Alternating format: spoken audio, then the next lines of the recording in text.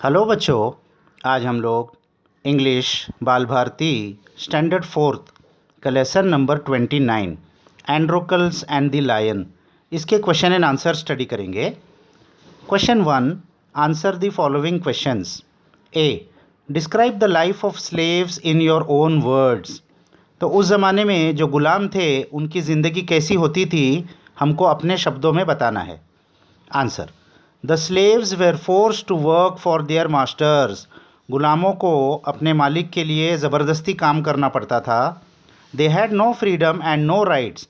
उनको कोई आज़ादी नहीं थी और उनके कोई हक नहीं थे। Many of their masters were very wicked and treated them very cruelly. और बहुत सारे जो मालिक थे वो बहुत ही बुरे थे और उन पर बहुत जुल्म करते थे। B, what did Androcles feel about his master. Androcles अपने मास्टर के बारे में क्या सोचता था। Answer, Androcles did not like his wicked master.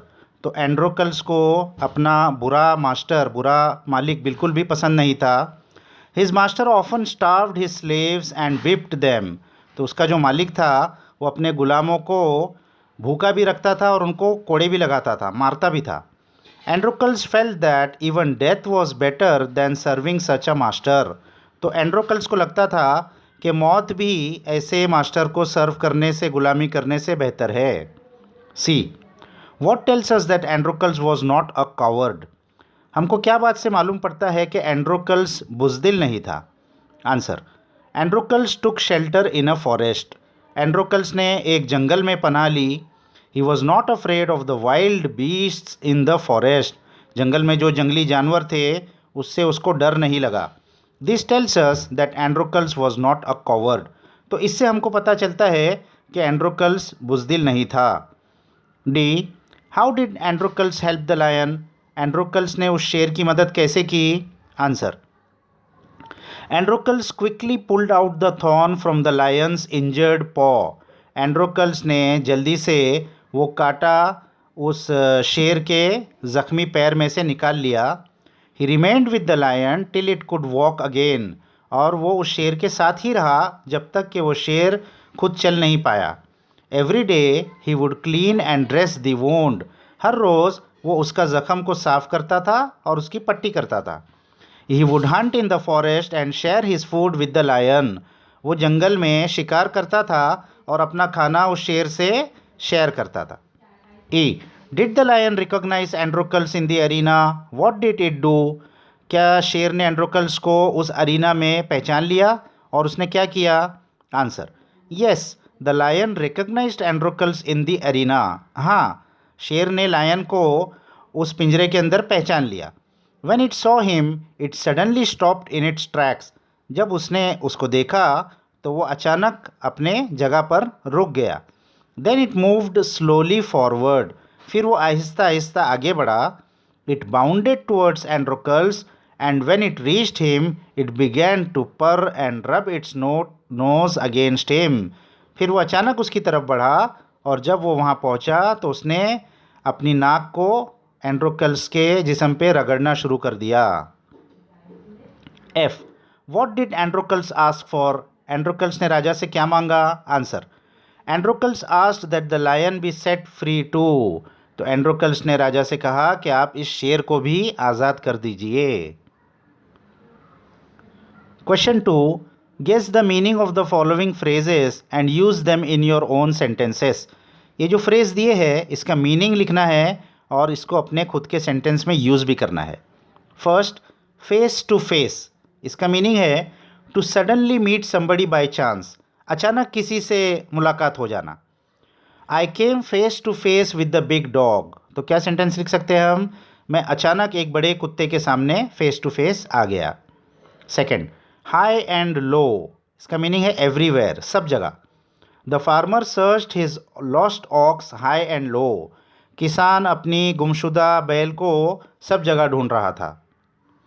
Third, draw near. इसका मीनिंग है टू कम क्लोज़र, नज़दीक आना। The lion waited for the deer to draw near before it attack. तो शेर ने इंतज़ार किया कि वो हिरन और करीब आ जाए फिर उस पर हमला किया। Fourth, to everyone's amazement. इसका मीनिंग है टू एवरीवन्स ग्रेट सरप्राइज। यानी एकदम ताज्जुब हो जाना, ऐसी बात। To everyone's amazement the little boy climbed the tree. तो सब ताज्जुब हो गए जब एक छोटा सा बच्चा झाड़ पे चढ़ गया।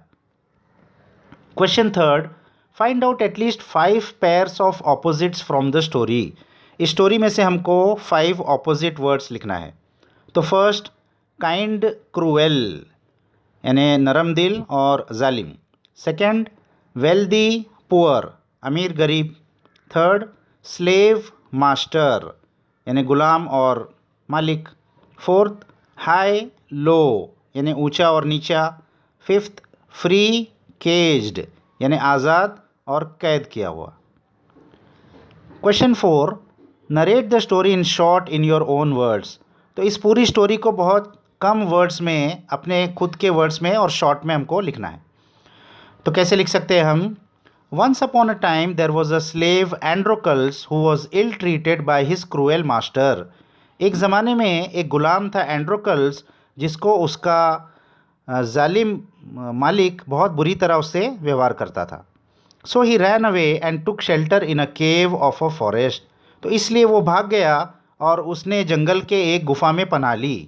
There he saw lion groaning in pain because a big thorn had pierced one of its toes. तो वहाँ उसने देखा कि एक शेर बहुत ही दर्द में है और उसके पैर में एक बड़ा कांटा चुभ गया है। Androcles took out the thorn and the lion licked his arm to show gratitude. तो एंड्रोकल्स ने वो कांटा निकाल लिया, तो लायन उसके हाथ को चाटने लगा, उसके थैंक करते हुए, शुक्रिया बताते हुए। One day the soldiers came in the forest and caught both of them. तो एक दिन वो जो सैनिक थे वो सब जंगल में आए और उन्होंने इन दोनों को पकड़ लिया। Androcles was to be thrown to the wild beast as punishment. तो एंड्रोकल्स को पनिशमेंट ये मिली कि उसको शेर के आगे दे दिया जाए।